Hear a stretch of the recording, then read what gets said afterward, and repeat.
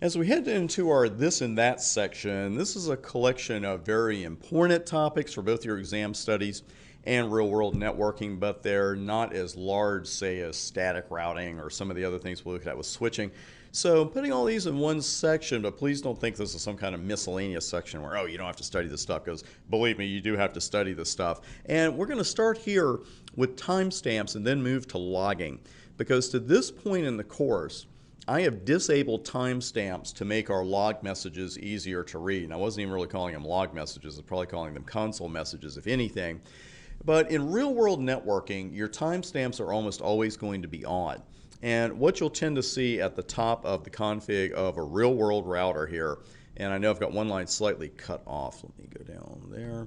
Where we have no service timestamps debug uptime, no service timestamps log uptime, and no service password encryption. Well, I configured this at the beginning of every lab because the timestamps tend to get in the way when you just want to read the console message, and especially when you're first studying something. And so for this section, of course, we'll be turning them back on, and we'll leave them on a couple times during the course because I want you to get used to seeing them with the timestamps on as well. But again, you'll always see this near the top of the config, the router config, of course, and you will not see every service mentioned. You're going to see timestamps mentioned. You're going to see service password encryption mentioned. We're going to spend a few minutes here with that as well. But let me show you the full list of services. And let's just say I was going to turn on a service. And holy cow, look at all these services. You do not have to know all these services now. And you may never learn every single service here unless you're going for your IE where you're just trying basically to learn everything. Because you could go a long time and not use some of these services, even in production networks. But it is handy to have them. And the ones we are concerning ourselves with primarily here, password encryption, that's coming up later in this section, and right now it's all about timestamps. Now let me just do a Control-Z there. And that's enough to get a console message. This is actually a logging message. I tend to call it a console message because we're getting it as a result of being directly connected to this device via the console port. So we're going to see these messages. And again, we have the timestamps cut off. As you'll see in a moment, the time would appear at the beginning of the message.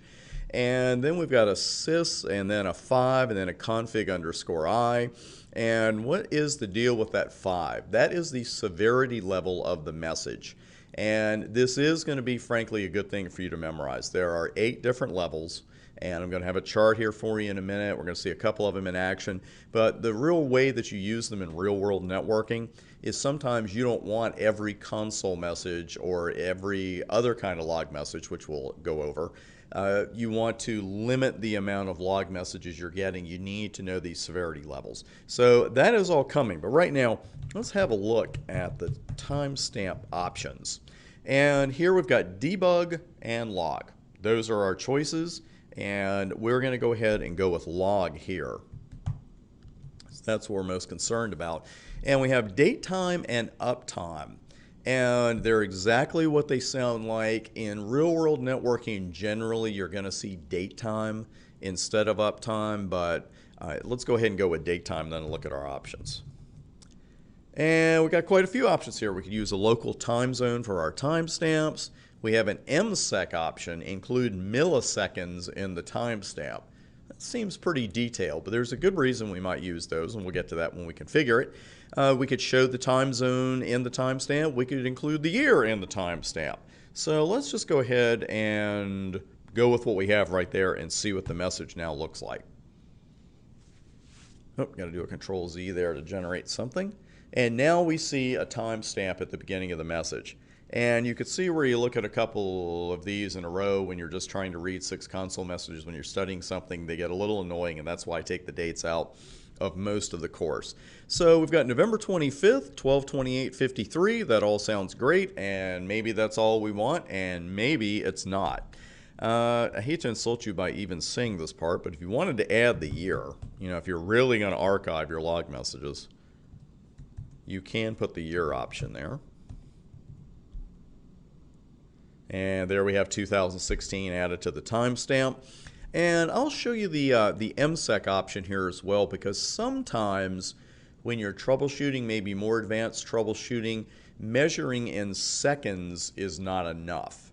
maybe you need milliseconds, like, an Olympic pool race. It may look to us like, 5 people touch the wall at the same time, but they don't, and we need milliseconds. That's going to happen in troubleshooting once in a while as well. So let's see if we could add milliseconds to the end of that command. Can we put in more than one option? Yes, we can. We can still put MSEC in there if we wanted to. So we'll go with that. And we'll see what that timestamp looks like. And now you see it's even starting to hang off the side because we've added milliseconds to our count. And there you have it at the end with 0.559. So finally, if we wanted to show the time zone, could we still do that on the back of that timestamp? Yes, we could. So this is one long service message, and you're rarely going to see them this long in the real world, but I want to show you all the options that it can. And then finally, November 25th, 2016, 12:30, 41.991, time zone of UTC, and then we get our syslog message, which is hanging all over the place now. But you can see, really, I mean, there's nothing complicated here at all. But you really can customize these as far as you want to. And that goes for the debug messages as well. Let's go ahead and take a quick look there. And there's your debug. There's your date time and your uptime. I want to show you what the uptime looks like too. We'll go back. And you can see your options are exactly the same. So we're not going to change that right now because we're not going to run any debugs. But let's remove that really long time stamp. And we'll take that one off. And we'll go with log and we'll go with uptime. The options here are quite limited. And by quite limited, I mean they are absolutely, totally non-existent. If you say you want uptime, that's what you're getting. Let's go ahead and do a Control-Z there. And there you go. So this router's been up for an hour and 16 minutes and 53 seconds. And let me make absolutely sure of that. Let's do a quick, see if that'll generate a message. And there we go. And you can see that these are all now time-stamped and it's uptime. And you can see, exactly how many seconds it is. Again, real-world networking, you're almost always going to use date time. Uptime can get a little tricky to work with because some people are going to look at that and not know that there's an uptime option and think, oh, that's, 1:17 in the morning. No, it's not.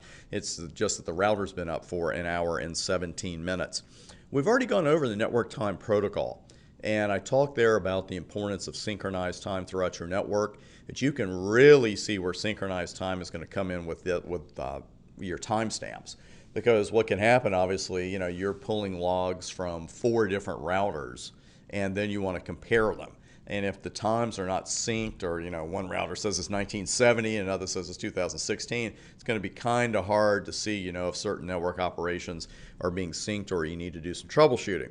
If your routers are 46 years behind the time, you need to do a little basic troubleshooting there first.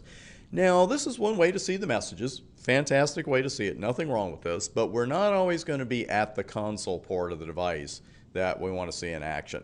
So what we might do instead is choose to send the devices to a syslog server, and also we might want to see the messages via a telnet connection. The commands there are a little bit different, which won't surprise you, but we'll take a look at the syslog server config coming up next.